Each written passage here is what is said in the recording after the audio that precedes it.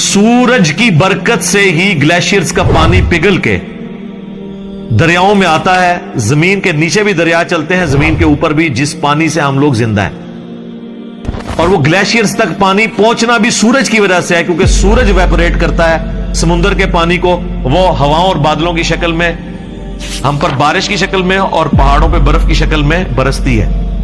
वरना ये करोड़ों टन पानी अगर समुद्र से शिफ्ट करना पड़े, उसका नमक निकाल के ग्लेशियर के ऊपर, पूरी इंसानियत क़यामत तक भी लगी रही, ये नहीं कर सकती।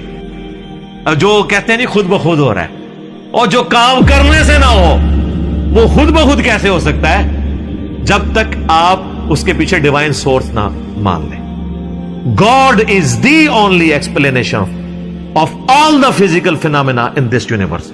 खुदा ही वजाहत है इस कायनात में होने वाले हर फिजिकल फिनोमेना के पीछे।